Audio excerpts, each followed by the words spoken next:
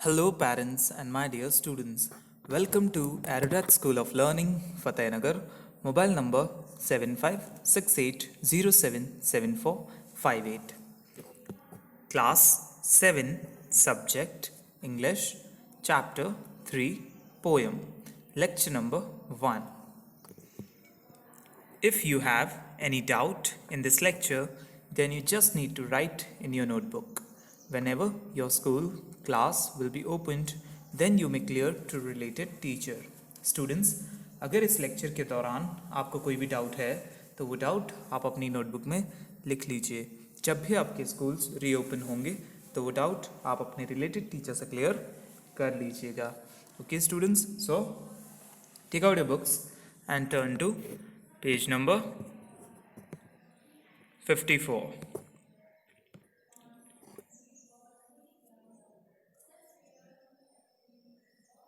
Okay, so here in the previous lecture we were done with chapter number 3. We have to start the poem next to it. Students, हमने पिछले lecture में chapter 3 complete कर लिया था और अब हमें ये पोएम स्टार्ट करनी है. The poem is titled as palm tree. Poem का जो टाइटल है वो है palm tree. Okay, now palm क्या होता है स्टूडेंट्स? आप देख सकते हैं ये जो पेड़ है, this tree is known as palm tree. इस पेड़ को पाम ट्री कहा जाता है. Where it can be seen, ये पेड़ कहाँ देखा जाता है? अक्सर कोस्टल एरियाज में. ओके स्टूडेंट्स, जहाँ पर पानी बहुत ज़्यादा होता है वहाँ पर ये पेड़ हमें देखने को मिलता है. So here we have a picture of a palm tree and some sort of village area. आप देख सकते हैं स्टूडेंट्स, यहाँ पर जो हमें पिक्चर दिख रही है वो एक गांव की है शायद, और पीछे बैकग्राउंड में सन दिख रहा है. Okay, so let us start the poem. चलिए पोएम स्टार्ट करते हैं.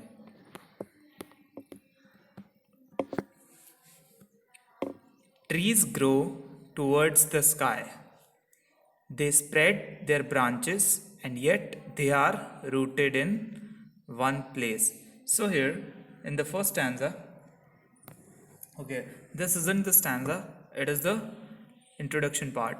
ये है इस पोएम का इंट्रोडक्शन पार्ट. स्टूडेंट्स, ये पोएम का इंट्रोडक्शन पार्ट है जो हमें ये बताता है कि ट्रीज ग्रो, पेड़ उगते हैं, टूवर्ड्स द स्काई, आसमान की तरफ. दे स्प्रेड देयर ब्रांचेस, वो अपनी शाखाएं फैलाते हैं. ब्रांचेस फैलाते हैं, स्प्रेड करना यानी फैलाना.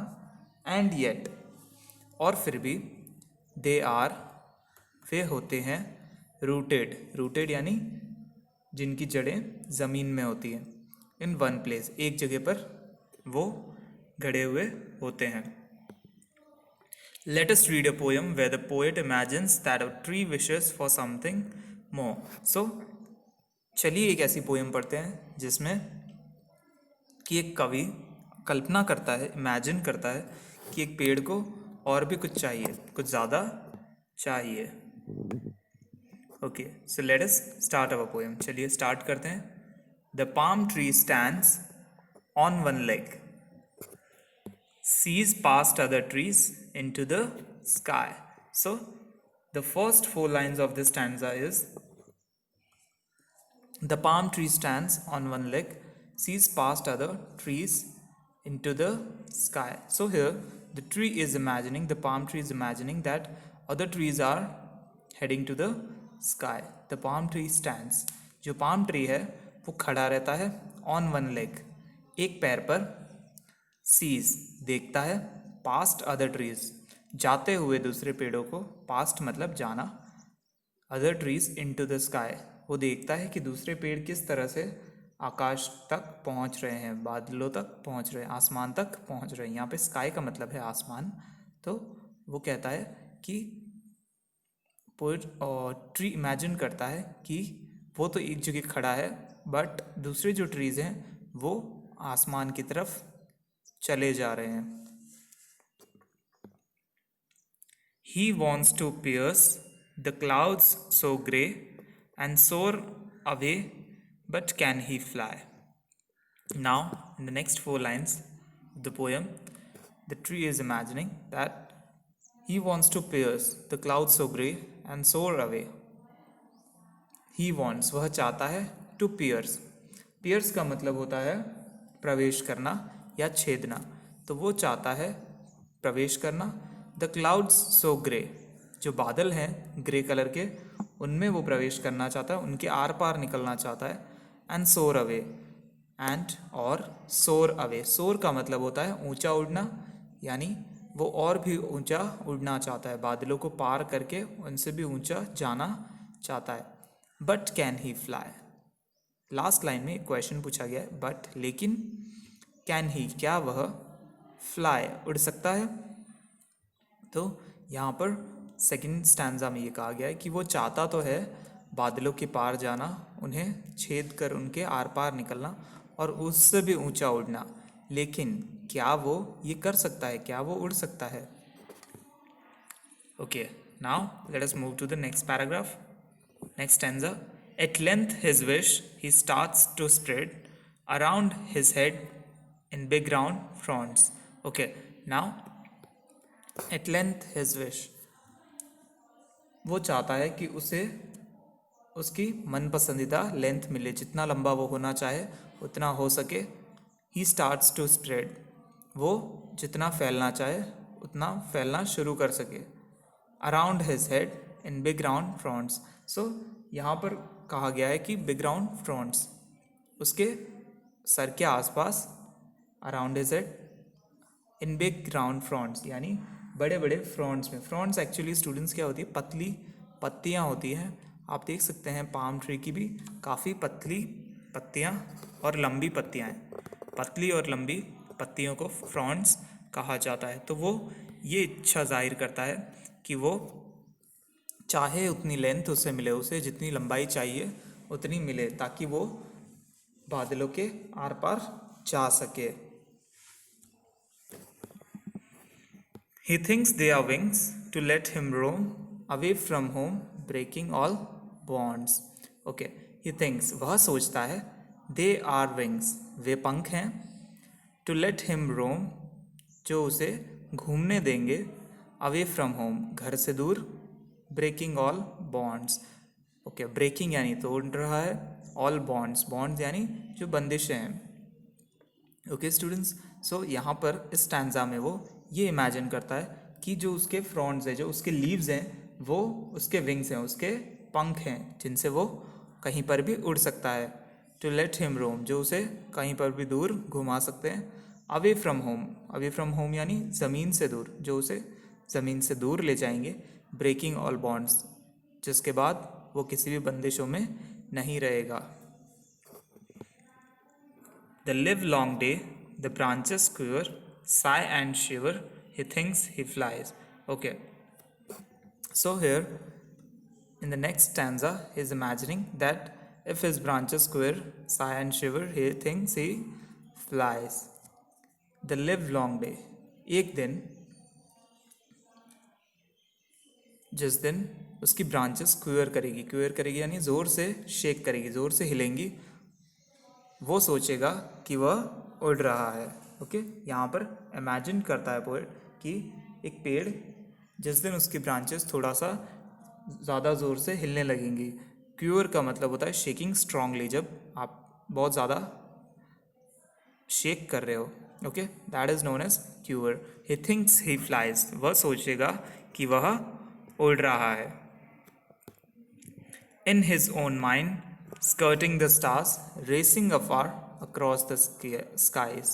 Okay, now here the poet is saying that in his own mind, यानी अपने खुद के दिमाग में, skirting the stars यानी तारों के साथ उड़ते हुए, racing afar यानी उनके साथ दौड़ लगाते हुए और भी ऊंचा चला जाएगा। across the skies, बादलों के पार, across, across यानी पार, the skies बादलों के, आसमान के। ओके, तो यहाँ पर पोएट इमेजिनेशन में बताता है कि वो अपने खुद के दिमाग में, अपने खुद के विचारों में तारों के साथ रेस लगाएगा और आसमान से भी पार चला जाएगा। Okay students, now turn your page to page number 55. Turn the page to page number 55. Okay, so we have two stanzas more on this page. But when the wind, but But when the wind is still at last, is still at last, and leaves hushed back homeward, then he turns his thoughts and Mother Earth that gave him birth, he loves again. Okay. But when the wind is still at last, जब हवा रुक जाती है, but the लेकिन when जब the wind हवा is still ठहर गई है, at last, and the leaves hushed का मतलब पत्तियां भी खामोश हो चुकी हैं, एकदम हिलना जिन्होंने बंद कर दिया है. हस्ट का मतलब है students being quiet and still, यानी जो एकदम ठहरा हुआ है. बैक होमवर्ड देन, फिर वो लौट जाएगा घर की तरफ. ही टर्न्स हिज थॉट, अपने विचारों को बदलता है. एंड मदर अर्थ, और जो मदर अर्थ है, जो उसकी माँ है, जिसने उसे जन्म दिया है, दैट गेव हिम